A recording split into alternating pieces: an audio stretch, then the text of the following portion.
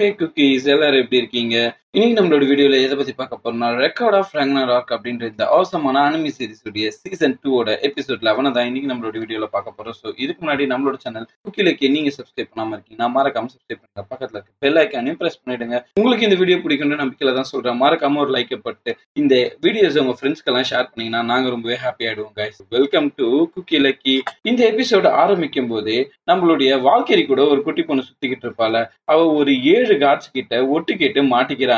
So அவ ஒட்டு கேட்டுட்டா அப்படின்றத தெரிஞ்ச உடனே அந்த 7 கார்ட்ஸ் இவள பின்தொடர்ந்துகிட்டே வந்துகிட்டு இருப்பாங்க. அப்பதான் நல்ல வேலையா அவளை காப்பாத்துற மாதிரி ஜாக் தி ரிப்பர் அங்க டீ எடுத்துக்கின்னு வந்து நிப்பாரு. ரொம்ப இன்ட்ரெஸ்டிங்கா இருக்க போது போல அப்படின்னு சொல்லிட்டு பார்க்கும்போதுதான் இவங்க இந்த குட்டி பொண்ணு கிட்ட நம்ம சண்டை போடுறதை விட்டுட்டு நம்ம தனியா போகலாம் அப்படின்னு சொல்லிட்டு அவங்களுக்கு லீடர் மாதிரி ஒருத்தன் இருக்கான், நல்லா பல்கா ஹியூஜா.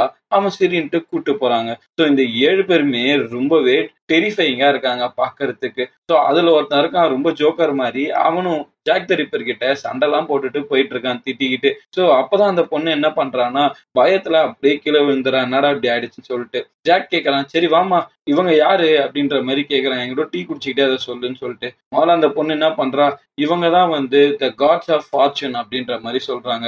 7 காட்ஸ் இருக்காங்க இவங்க அப்படின்னு சொல்லிட்டு. ஆனா ஜாக் தி ரிப்பர் இவங்களை பார்க்கும்போது வெறும் 7 பேர் தானா, எனக்கு அப்படி தெரியலையே அப்படின்ற மாதிரி சொல்றாங்க. காட்ஸ் நம்ம நினைக்கிறத விட சூப்பரான ஆளு போல இருக்கே அப்படின்ற மாதிரி அவன் பேசிக்கினே அந்த குட்டி பாப்பாக்கு டீயும் கொடுக்குறான். அப்பதான் அந்த பொண்ணு என்ன நினைக்கிறானா, இவன் தான் என்னுடைய பிரதர் ஹெர்குல்ஸை கொன்னான், ஆனா இவன் உடம்பு ஃபுல்லா அடிபட்டு இருக்குல்ல அப்படின்ற மாதிரி நினைச்சுக்கிட்டு இருக்காங்க. சோ அவ ஹெர்குல்ஸ் ஆகும்போது எப்படி ஃபீல் பண்ணாலோ அதை இங்க ஃபீல் பண்றா. அந்த சமயத்துல ஹெர்குல்ஸ் செத்ததுக்கு இவ வருத்தப்படுறா அப்படின்றத ஜாக் அவனுடைய கண்கள் மூலியமா பாத்துடுறாங்க. சோ அப்போ நம்மளுடைய அந்த குட்டி பொண்ணு, இல்ல நீங்க டீ கொடுத்ததுக்கு ரொம்பவே நன்றி, நீங்க போய் ரெஸ்ட் எடுங்க, நான் இந்த மருந்தெல்லாம் எடுத்துக்கிட்டு போறேன் அப்படின்னு சொல்லிட்டு மருந்துங்களை எடுத்துக்கிட்டு ஓடுறா. சரி இப்ப நெக்ஸ்ட் ஃபைட் நடக்க போது, யார் தான் சண்டைக்கு வர போறா அப்படின்னு பார்த்தா தாமரை பூக்கள் மலர அழகா ஒரு பாதை உருவாகுது. அந்த பாதை வழியா ரொம்பவே ஸ்ட்ராங்கான ஒரு கடவுள் வந்துகிட்டு இருக்காரு. வேற யாரும் இல்ல, அவரு தான் புத்தா. அவரு செம டெரரா இருக்கிறாருங்க. நல்லா பல்லெல்லாம் மான்ஸ்டர் மாதிரி வச்சுக்கிட்டு. புத்தா இருந்தாலும் ரொம்ப நல்லவர் தாங்க. புத்தா என்ன பண்றாருன்னா டைரக்டா ஸ்டேஜுக்குள்ள வந்துகிட்டு இருக்காரு.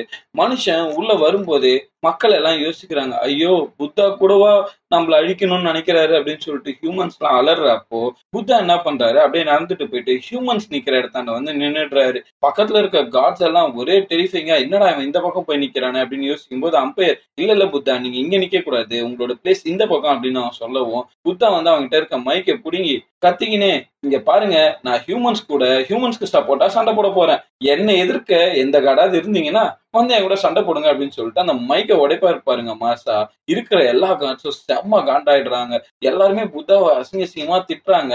காட்ஸ் எல்லாருமே ரொம்ப ஸ்ட்ராங்கான காட்ஸ் எல்லாம் புத்தாவை பார்த்து முறைக்க ஆரம்பிக்கிறாங்க. புத்தா டைரக்டாவே ஜியூஸை தான் சேலஞ்ச் பண்ற மாதிரி செம மாசா பேசிக்கிட்டு இருக்காரு. ஏன்னா ஜியூஸை டெஃபிட் பண்ணிடுவான் அப்படின்ற ஒரு நம்பிக்கை புத்தாக்கு இருக்கு போல. சோ இதெல்லாம் அடிபட்டு உதப்பட்டு இருக்க லார்ட் சிவா, அப்புறம் ஈவன் மத்த காட்ஸ் எல்லாருமே கூட பாத்துக்கிட்டு இருக்காங்க. தோர்லாம் யாரா இந்த மாதிரி பிட்ரே பண்ணிட்டானே அப்படின்னு சொல்லிட்டு முறைச்சு பாத்துக்கிட்டு இருக்கான். என்னன்னு என்ன நடக்க போகுது அப்படின்றதே புரியல. எல்லா காட்ஸும் ரொம்ப கோபமா இருக்காங்க.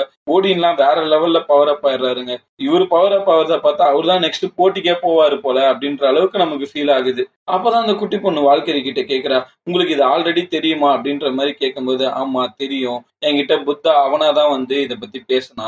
பாப்கார்ன் சாப்பிட்டுக்கிட்டே ஜாலியா வந்து புத்தா என்ன பண்ணாருன்னா, ஹே பாப்பா நீ இந்த பக்கம் தான் வந்துட்டு இருக்கியா, சரி உன்னதான் பார்க்க வரலாம்னு நினைச்சேன், இந்த போட்டிக்கு நீ எப்படி காட்ஸ் எல்லாம் எதிர்த்து இந்த மாதிரி பண்ண அப்படின்ற மாதிரி கேட்டுக்கிட்டே அவர் அப்படியே கொஞ்சம் அப்படியே ஜாலியா பேச ஆரம்பிக்கிறாரு. அப்பதான் இவங்க 2 பேரோட இன்டென்ஷனும் சேம்னா உங்களுக்கு புரிய ஆரம்பிக்குது. என்ன சொல்றாருன்னா, இங்க பாரு நீ வந்து காட்ஸ எதிர்த்து இந்த மாதிரி ஒரு விஷயம் பண்ணிருக்க, எப்படியாவது ஜெயிச்சாகணும், அப்புறம் எனக்கு தெரிஞ்ச வரைக்கும் நானா இப்படி வந்து கேட்பேன் அப்படின்ற வரைக்கும் நீ நினைச்சிருப்ப அப்படின்றது எனக்கு தெரியும் அப்படின்ற மாதிரி புத்தா வந்து பேசுறாருங்க. சோ நம்மளுடைய வாழ்க்கையிலும் கிட்டத்தட்ட ஆமா நீங்க ஹியூமன் ரைஸை காப்பாற்றணும்னு நினைக்கிறவர் தான், நம்ம 2 பேருக்குமே ஒரு காமனான எதிரி இருக்காங்க காட்ஸ். எனக்கு இந்த காட்ஸை சுத்தமா பிடிக்கல, உங்களுக்கும் அப்படிதான்றது எனக்கு தெரியும், சோ எங்க கூட சேர்ந்து சண்டை போடுங்க அப்படின்ற மாதிரி நேராவே கேக்குறாங்க.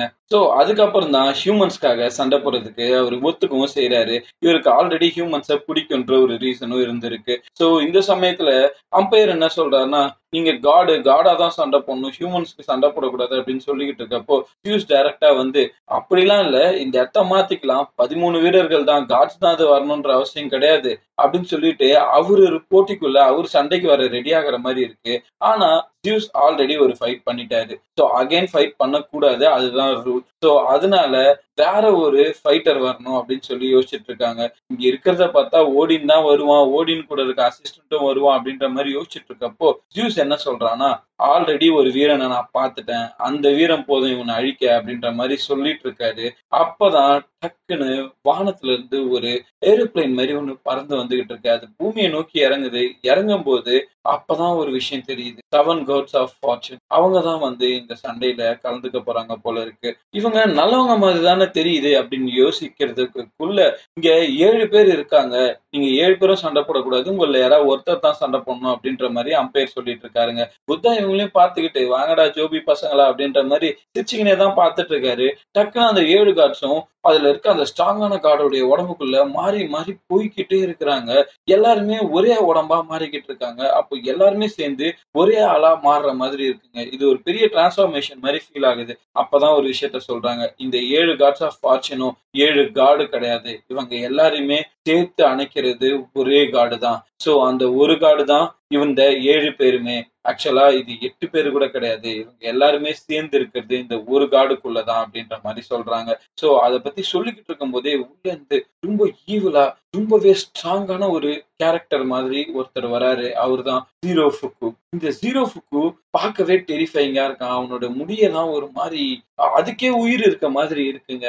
ரொம்பவே பவர்ஃபுல்லாவும் இருக்கான். லைக் அவன் பார்க்க எப்படி சொல்றது, ஒரு பியூர் சைக்கோபாத் மாதிரி ஃபீல் ஆகுது. அப்பதான் ஜீரோ ஃபுக்கு என்ன பண்றான்னா, எனக்கு என்னமோ இப்போ ஒரு பெரிய சண்டையை போடணும், உன்னை அழிக்கணும் அப்படின்ற ஒரு எண்ணம் இருக்கு. எனக்கு ஆரம்பத்துல இருந்தே உன்னை சுத்தமா பிடிக்காது அப்படின்ற மாதிரி சொல்லிக்கிட்டு சிரிச்சுக்கிட்டு அவனோட முதுகு எலும்புல இருந்து ஒரு பெரிய கோடாலி எடுக்கிறாங்க.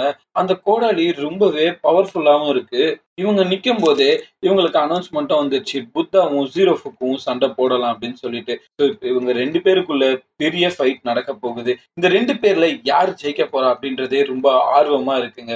ஏன்னா ஒரு 7 காட்ஸ் சேர்ந்து ஒரு ஆளா மாறி ஒரு செம டிரான்ஸ்ஃபர்மேஷன் கொடுத்துருக்காங்க. அவங்களுடைய ஸ்டோரி என்னன்றது தெரிஞ்சாதான் புத்தாவுடைய ஸ்டோரி என்னன்றதையும் நம்மளால டீப்பா புரிஞ்சுக்க முடியும். ஸோ இதை பத்தி தெரிஞ்சுக்கணும் அப்படின்னா மறக்காம சேனலுக்கு கிளிக்கே சப்ஸ்கிரைப் பண்ணிடுங்க. பக்கத்துல இருக்க பெல் ஐக்கானையும் பிரஸ் பண்ணிடுங்க guys. So bye for now.